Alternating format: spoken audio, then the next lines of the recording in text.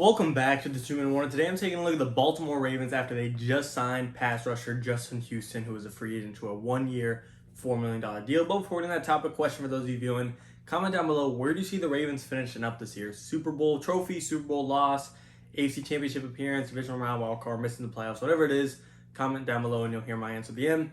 Getting straight into it though, I was already in love with the Ravens defense. I think they're right around the realm of top 5 defense. It's really hard to give them that label without seeing the season start just yet. There's a lot of defenses to go around their top tier. Washington, Bucks, Rams, Steelers, Broncos, Ravens. There's Browns just improved. There's plenty of defenses, and while I think they're in that conversation, I don't want to give anyone a label yet without seeing them. But you throw in Justin Houston, and all of a sudden you can convert them to be a top 5 defense. I love their secondary. Marlon Humphrey's probably a top 5 cornerback. Marcus Peters is arguably a top 10 quarterback. Them two alone is probably the best cornerback duo in the NFL, arguably. Then you got Jimmy Smith, Devon Young, Deshaun Elliott. They brought in Odafe Away to kind of help out the pass rush as well and kind of the linebacker core. Patrick Queen did phenomenal as a young cat.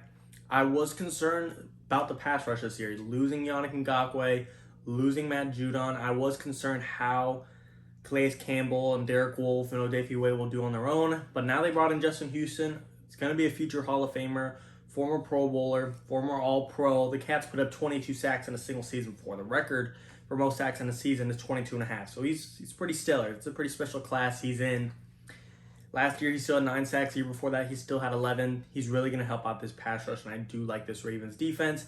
He's not going to he's not going to replace Yannick Ngakoue and Matt Judon exactly, but essentially he will fill their purposes of pass rush. If the zone coverage isn't Justin Houston's really role, but you guys know what I mean. He can definitely bring the pass rush, and I like the Ravens team this year. Like I said, I do think they're right around the top 5 defense, and Justin Houston could put them over the top, be the cherry on top of this defense to really make them a top 5 defense.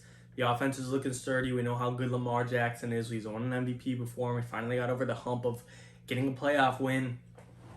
I am curious to see, time and time again, people have been saying Lamar could throw just fine. He could throw just fine. He just doesn't have the weapons, and I'm open to that, but we got to see it now. He's got Sammy Watkins, Mark Andrews, Hollywood Brown, Rashod Bateman.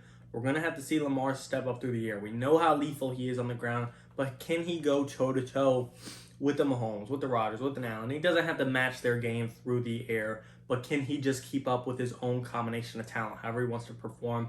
Can he rely on both his arm and legs, not just one or the other, more specifically legs? I think he can, but we need to see it come to fruition. Offensive line is going to be a little bit healthier. Kevin Zeitler, Ronnie Stanley, hopefully someone at the other tackle position, whether it be Alejandro Villanueva or Juwan James, can have a healthy season and be a great tackle tandem with Ronnie Stanley. Maybe if they're both healthy, one will play guard. Who knows? Backfield, we got Lamar's run game already. The Cat has a record for the most rushing yards in a single season amongst quarterbacks. J.K. Dobbins, he's already said he wants to be looked at as one of the top premier backs in the league, and I don't blame him. I do think that will be tough to split carries with Lamar and Gus Edwards, who's not a bad back either, so that's going to be easier said than done, but he does have that talent to actually get there. While we might not see the numbers and stats to prove it, the carries he does get, the eye test will pass that, and he will show it with his raw skill and pure talent. Again, he won't get the statistics show it, but if you watch him play, you'll understand it.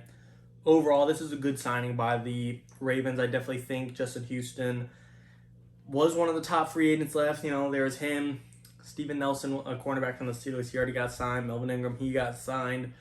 Richard Sherman's still out there, but he's in some trouble right now. So I think Justin Houston was probably the best free agent that was available on the market. I kind of wanted the Colts to go out there and get him. I thought they should have tried and brought him back in with DeForest Buckner and Tyquan Lewis and Kwity Paye, Darius Leonard, but Ravens won it. They had the $4 million that they're willing to give it. It's obviously a prove-it-year deal. He's getting up there in age, of course, and he's not going to get to 22 sacks again, but to show he's had 19 sacks in the past 2 years, still pretty impressive for a guy that's getting up there in age, and it's going to be a future Hall of Famer. And like I said, him and Derek Wolfe and 6'8" free Calais Campbell, they're going to get some pass rush against the quarterbacks. I don't know if he will replace Yannick Ngakoue and Matt Judon together, but I still think his pass rush is definitely going to bring some help to this team. That was really the only concern I had for the Ravens. Their secondary's locked down. I love Marlon Humphrey, Marcus Peters, Jimmy Smith, Devon Young, Deshaun Elliott. Linebacker core is strong. I liked Patrick Queen a lot last year. Way they brought in. I'm still curious to see how he will be. He's just going to be a rookie, but the Ravens have had some success with drafting, and especially drafting guys that are great in their rookie year. Patrick Queen, for example. Overall, great pickup for the Ravens. I don't really see a downside here. The only downside is if he gets hurt, you lost $4 million. But then again, it's $4 million that is totally worth the reward to risk ratio. He could push for 10 plus sacks. He's got that type of upside. Again, I don't see him getting 20, but in 17 games with a little bit of extra help, he got 8 last year and 11 before. It still shows he could play around with those double-digit sacks numbers, and I think with the help and with the great coaching staff and John Harbaugh and Lamar Jackson on the other side of the football to really help control the pacing of the game, help dominate their opponents. I like the Ravens a lot this year. I like this pickup a lot for this team this year. A lot of people are saying the Browns are coming to seal the division. You know, the Ravens have been the big brother of the Browns over the Browns for how many decades? Forever. And a lot of people think what the Browns are doing, you know, giving Myles Garrett and Denzel Ward some help with Jadeveon Clowney, Greg Newsome, Troy Hill, John Johnson, JOK.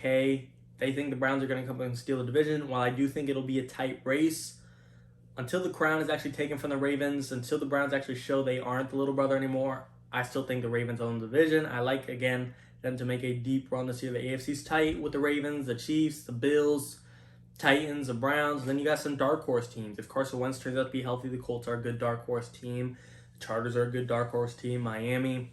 A lot of teams would go around. Steelers, while I don't have the biggest faith in Big Ben, I didn't have much faith in him last year, yet they still won 11-0.